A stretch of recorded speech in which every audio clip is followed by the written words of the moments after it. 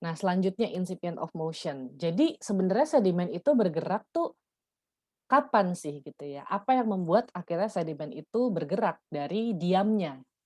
Nah, yang pertama itu kita bisa melihat dari kurva yang, menggambarkan erosi gitu ya. Jadi ini namanya erosion curve, bisa dilihat di bukunya Brown. Erosion curve itu apa sebenarnya? Yang kita bisa baca di sini adalah saat, ini adalah area di mana sebuah sedimen itu tidak tererosi, dan di sini adalah area di mana sedimen bisa tererosi. Yang bisa kita perhatikan di sini adalah di sini. Nah, di sini adalah, average current speed yang terendah. Jadi, lagi-lagi yang membuat sedimen itu bergerak atau tidak, 2 faktor utamanya adalah average grain size di sini ya, dan current speed-nya atau flow speed-nya. Nah, saat flow speed terendah itu terjadi, ternyata di sini pembaginya itu saat dia 0,1. Nah, kita juga bisa lihat di sini bahwa ternyata kalau dari 0,1 ke kiri itu adalah sifat-sifat, sedimen yang kohesif, sementara yang ke kanan itu adalah yang non kohesif. Kohesif itu apa? Seperti tadi saya jelaskan, kohesif itu sedimennya itu bisa benar-benar bercampur dengan, air gitu, dengan, mungkin air laut atau air kalau di sungai air tawar, pokoknya bercampur dengan fluida yang ada gitu. Itulah makanya di sini, mmm apa ya, bukan puncak, titik terendahnya, titik minimumnya itu benar-benar membagi ternyata sedimen yang kohesif dan non kohesif itu tuh grafiknya itu ternyata sama gitu, average current speed yang dibutuhkan untuk tererosi itu ternyata untuk clay itu sama tingginya dengan katakan gravel gitu ya.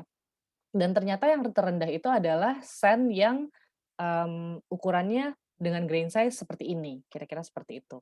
Jadi kita bisa lihat lagi di sini ya bahwa, dia itu semakin ke kanan dan semakin ke kiri itu kira-kira kurang lebih current speed yang dibutuhkan itu kurang lebih sama dan yang minimumnya itu hanya di sini.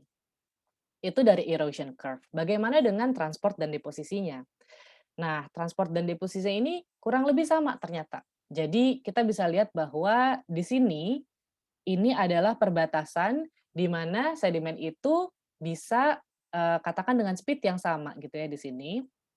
Nah, bayangkan di sini itu dengan titik yang sama itu masih bisa antara dia itu transport atau terdeposisi gitu ya. Dan tapi kalau misalnya kita sudah di sini saja, misalnya current speed-nya lebih tinggi dengan sedimennya itu sand gitu.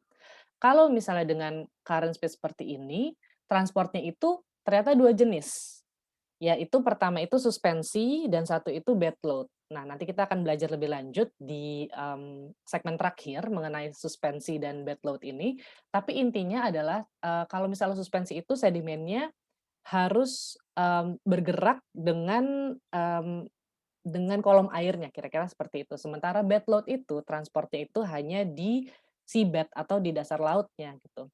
Jadi bayangkan kalau misalnya dia gravel, masuk akal di sini ya, dia itu gravel dengan kecepatan, di sini, dia itu hanya bisa transport bed load gitu. Dia hanya bisa guling-guling gitu ya, atau kegeser atau seperti apa. Dia tidak akan bisa tersuspensi karena terlalu berat gitu. Sementara kalau dia semakin turun speed-nya, dia akan tentunya terdeposisi. Berbeda dengan clay misalnya. Clay itu mau seberapa cepat speed-nya atau seberapa lambat speed-nya, dia akan selalu tersuspensi. Kenapa? Lagi-lagi karena dia itu sangat-sangat kohesif gitu. Dan di sini batasnya. Sementara kalau sand, sand itu yang paling kecil di sini benar-benar batasan bahwa semuanya itu tersuspensi, tapi dia bisa terdeposisi di satu titik gitu ya.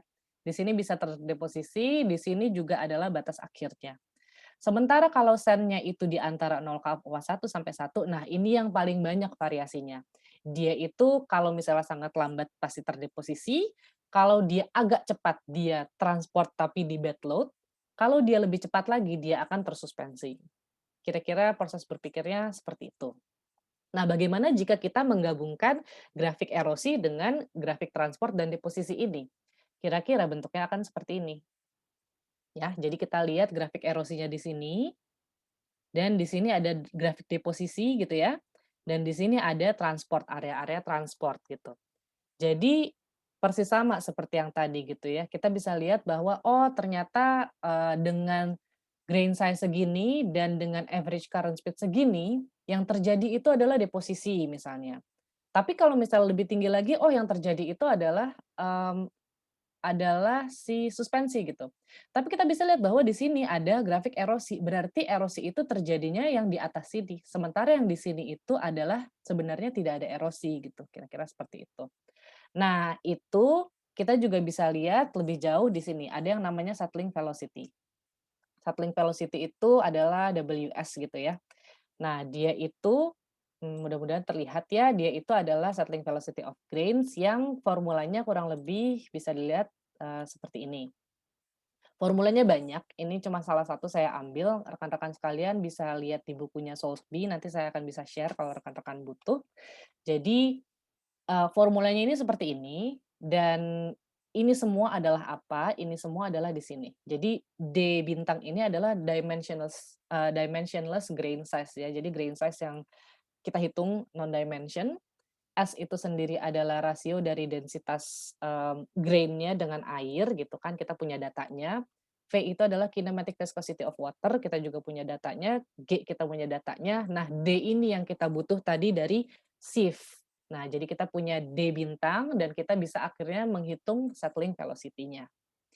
Nah, sekarang kita tahu hubungan antara erosi, transport, dan deposisi. Ternyata ketiga hubungan ini bisa digambarkan dalam suatu curve yang namanya Hull-Storm curve. Nah, curve-nya itu sama persis seperti yang tadi, yaitu seperti ini. Ya. Jadi gampangnya kalau misalnya di sini gitu ya, asumsi kedalamannya itu 100 sentimeter misalnya, lalu atau 1 meter gitu ya. Lalu current-nya itu steady ya, jadi current-nya tidak berubah-berubah dan sedimennya itu uniform. Nah, contohnya saat dia itu, adalah pasir dengan ukuran partikel segini, dengan speed di sini gitu ya, di sini ada river velocity, dia itu ternyata terdeposisi. Tapi kalau misalnya kita naikkan, nah dia itu ternyata tertransport gitu ya, sepanjang ini dia tertransport. Tapi kalau kita naikkan lagi, nah, itu adalah erosi. Erosi itu intinya dia akhirnya pergi gitu ya. Kalau transport tuh berarti bisa dia guling-guling gitu kan, dia tidak ada gaya angkat ke atas, kira-kira seperti itu.